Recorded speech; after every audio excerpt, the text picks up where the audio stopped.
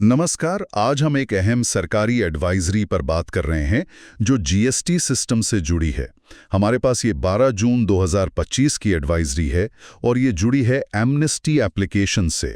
मतलब वो form SPL01 या SPL02 जो CGST एक्ट के सेक्शन 128A के तहत फाइल होते हैं।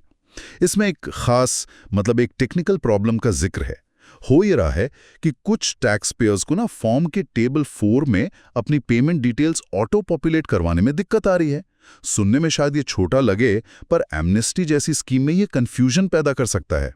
जरा इसे समझते हैं। हाँ, बिल्कुल। ये जो समस्या है ये कुछ खास हालात में ही दिख रही है।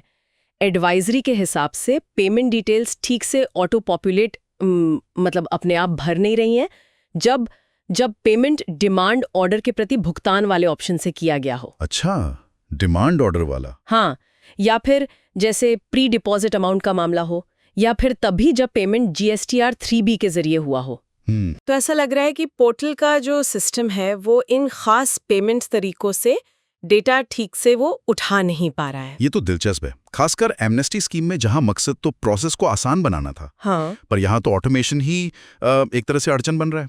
क्या एडवाइजरी में ये बताया गया है कि ये गड़बड़ी क्यों हो रही है या सिर्फ हल बताया है?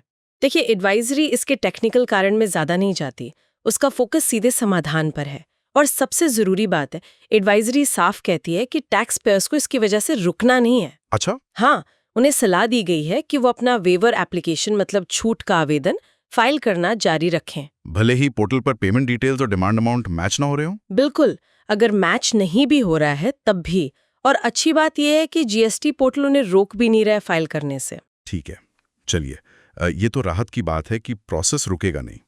लेकिन अगर सिस्टम पेमेंट को ऑटो पॉपुलेट नहीं कर रहा, तो फिर ऑफिसर वेरिफिकेशन कैसे करेंगे पेमेंट का? या तो फिर मैनुअल काम आ गया जो ऑटोमेशन के बिल्कुल उलट है। इसका प्रैक्टिकल असर क्या होगा? हाँ, आपने बिल्कुल सही पॉइंट उठाया। यहीं पर एडवाइजरी एक प्रैक्टिकल, थोड़ा मैनुअल सही, पर एक हल बताती है।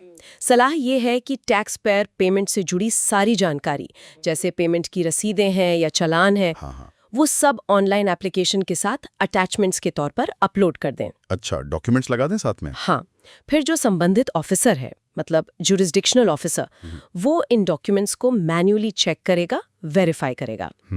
अब जाहिर है, इससे ऑफिसर्स पर काम का बोझ तो बढ़ेगा और हो सकता है एप्लीकेशन क्लियर होने में थोड़ा टाइम भी लगे। ये डिजिटल सिस्टम की जो लिमिट्स हैं और मैनुअल चेकिंग की जरूरत उसे भी दिखाता है। तो सोल्यूशन तो है, पर एकदम स्मूथ नहीं है। टैक्स पेयर्स जो एमनेस्टी का फायदा उठाना चाह रहे हैं, उनके लिए एक एक्स्ट्रा स्टेप हो गया। थोड़ी चिंता भी होगी। उन्हें ये पक्का करना होगा कि सारे डॉक्यूमेंट्स ठीक हों, क्लियर हों। और ये जो मैनुअल वेरिफिकेशन है, इस पे कितना भरोसा किया जा सकता है? कोई चिंता इस बारे में? देखिए, भरोसा तो काफी हद तक ऑफिसर के विवेक और प्रोसेस फॉलो करने पर निर्भर करेगा। इससे डॉक्यूमेंटेशन की इंपॉर्टेंस और बढ़ जाती है। टैक्स पेयर्स को बहुत ध्यान से अपने पेमेंट प्रूफ लगाने चाहिए। ये सिचुएशन हमें याद दिलाती है कि जीएसटी जैसे बड़े और कॉम्प्लेक्स डिजिटल सिस्टम में भी, खासकर जब कोई नई स्कीम आती है या शुरुआती दौर में, ऐसी टेक्निकल दिक्कतें आ सकती हैं। ये पहली बार नहीं है कि पोर्टल पर ऐसी प्रॉब्लम आई है, पर हाँ, एमनेस्टी के लिहाज से ये ध्यान देने वाली बात है। तो संक्षेप में कहें तो ये जो 12 जून की एडवाइजरी है, वो SPL01, SPL02 फॉर्म में पेमेंट डिटेल्स के ऑटो पॉपुलेशन के प्रॉब्लम को मानती है। और हल ये है कि टैक्स पेयर आवेदन फाइल करें और पेमेंट के प्रूफ अलग से अटैच कर दें, जिनकी चेकिंग फिर ऑफिसर मैनुअली करेंगे। बिल्कुल। और ये मामला दिखाता है कि डिजिटल टैक्स सिस्टम की जो उम्मीदें हैं और जो ज़मीनी हकीकत है, उनके बीच एक बैलेंस बनाने की कोशिश लगातार चलती रहती है। ऑटोमेशन तो गोल है ही, पर ऐसी स्थितियां सवाल उठाती हैं कि हम ऑटो पॉपुलेशन जैसी सुविधाओं पर कितना निर्भर रह सकते हैं, खासकर ज़रूरी कंप्लायंस प्रोसेस में।